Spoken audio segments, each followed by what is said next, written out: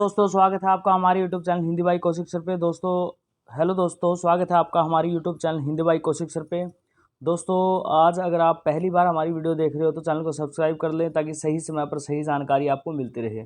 दोस्तों विषय है 5 नंबर का, जो नो जॉब कहा जाता है, जबकि है वो सोशल क्राइटेरिया का। ठीक है, तो यहाँ पे जब सोशो इकोनॉमी के क्राइटेरिया की बात की गई थी, कहा गया था कि सोशो इकोनॉमी के 5 नंबर मिलेंगे, तो वो कुछ इस प्रकार से कहा गया था कि जो भी आर्थिक आधार से पिछड़ा हुआ दिखाई देगा उसको 5 नंबर दिए जाएंगे, और वो 5 नंबर का फ़ायदा एक व्यक्ति ही ले सकता है परिवार में। थोड़ा सा मैं बता दूं कि कैसे। देखिएगा, अगर मान लो आपके परिवार में 5 सदस्य है और आपकी इनकम 81 से कम है और जॉब भी नहीं है, तो साफ सी बात है, जॉब नहीं है तभी तो 81 से कम है।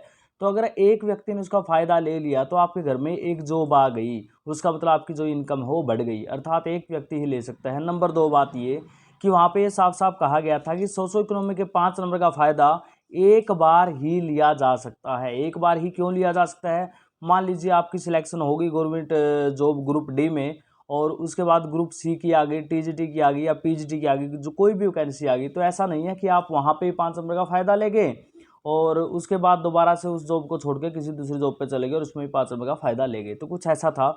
मगर पिछले कुछ दिनों से क्या हुआ कि एचएससी ने कुछ फेरबदल किया, जिसकी वजह से जो है ना 5 नंबर का मामला दोबारा से फिर गर्मा गया है, और कहा गया है वकीलों के द्वारा कि अगर ऐसा हुआ तो सारी की सारी भर्ती कोर्ट में चली जाएंगी, और इसका मतलब है कि खुद चाहती है एचएससी की सारी भर्ती कोर्ट में चली जाए। तो देखिएगा, पूरी बात करते हैं कि विषय क्या था। देखिएगा दोस्तों, विषय है ये।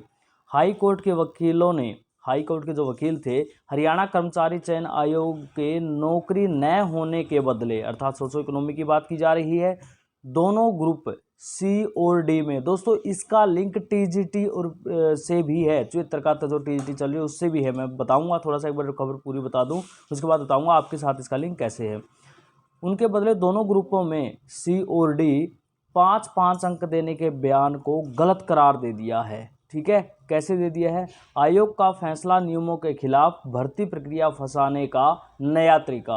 अर्थात वहां पे उन्होंने साफ साफ कहा है ये भर्ती प्रक्रिया को जानबूझ के फंसाना चाहते हैं, जानबूझ के नोटिफिकेशन ऐसा निकालते हैं कि भर्ती कोर्ट में जाए, कोर्ट में अटकी रहे, फंसी रहे, भर्ती हो ही ना। ऐसा कुछ किया जाता है जानबूझ करके, इनका ये मानना है। ठीक है, हुआ क्या है मैं थोड़ा सा बता दूं। पंजाब हरियाणा कोर्ट के प्रैक्टिस कर रहे वीरेंद्र जो ढुल हैं अपने, उन्होंने कहा है कि एचएससी के चेयरमैन भोपाल सिंह खत्री के बयान पर प्रतिक्रिया व्यक्त देते हुए कहा कि सीईटी के 5 मई 2022 की अधिसूचना में साफ लिखा गया था कि हरियाणा कर्मचारी चयन आयोग या अन्य कोई रिक्रूटमेंट एजेंसी जो भी हरियाणा सरकार के अधीन जो काम करती है, आर्थिक मापदंड के जो 5 अंक है वो उसका लाभ ग्रुप सी या डी पद के लिए रेगुलर आधार पर नियुक्ति के लिए पूरे जीवन में एक बार देगी। अर्थात जो रेगुलर नियुक्ति होगी उसमें एक बार ही देगी। ठीक है, चाहे वो सी हो या डी हो। अगर एक व्यक्ति स्वयं या उसके परिवार का सदस्य एक बार चयनित हो जाता है सोशो इकोनॉमी के आधार पर, सामाजिक आर्थिक मानदंड के आधार पर, जो 5 नंबर लिए बगैर या अंकों समेत लाभ प्राप्त कर लेता है, तो परिवार का कोई अन्य सदस्य इसके बारे में फायदा नहीं उठा सकता। थोड़ा सा मैं बता दूं, उन्होंने कहा अगर वो 5 नंबर लिए बगैर भी सिलेक्ट हो जाता है ना, बिना सोशो इकोनॉमिक के, तो भी नहीं उठा सकते। क्योंकि दोस्तों रीजन कुछ इस प्रकार से बनता है, अगर 5 नंबर उसके नहीं हैं और वो गवर्नमेंट जॉब लग गया, तो साफ सी बात है परिवार में तो गवर्नमेंट जॉब हो गई ना, तो वो सोशो इकोनॉमिक में कहाँ से आ जाएगा। तो बात थी ये। ठीक है, तो अब यहाँ पे क्या हुआ भाई, 2 बार लाभ नहीं लिया जा सकता। एडवोकेट अंकुर सिद्धार ने भी इसी बात का पक्ष लिया है, और उसके बाद यह गलत है, अंकों को 2 बार लाभ नहीं दे सकता आयोग। एडवोकेट रजत मोर ने भी इस बात का समर्थन किया है, और चेयरमैन भोपाल सिंह खत्री की अगर बात की जाए तो कोई जवाब नहीं दिया गया अभी तक उनके द्वारा कि क्या किया जाएगा क्या नहीं। तो दोस्तों ये मानना था एडवोकेटों का, वकीलों का, कि अगर ऐसा होता है, एचएससी ऐसा कर रही है, तो एचएससी खुद चाह रही है कि भर्ती जो है कोर्ट में जाए। ठीक है, कहा हरियाणा सरकार की अधिसूचना में साफ है कि पूरे जीवन में एक बार ही फायदा मिल सकता है। वकील, जैसे ही आयोग लिखित में नोटिस जारी करेगा, वकीलों ने कहा भाई अगर आयोग लिखित में नोटिस जारी करेगा ना कि दोनों में नंबर देंगे, तो तुरंत अदालत में चुनौती दी जाएगी, क्योंकि कहने से कुछ नहीं होता दोस्तों। जब वो लिखित में दायर करेगा, लिखित में दायर करते ही उसको चुनौती दे दी जाएगी और कोर्ट में जो है उसके खिलाफ है केस हो जाएगा। दावा, एचएससी का यह फैसला ग्रुप सी पदों की भर्ती को और उलझा देगा, ऐसा दावा किया जा रहा है। दोस्तों अब बात करते हैं कि हमारे टीजीटी के ऊपर इसका प्रभाव क्या पड़ने वाला है।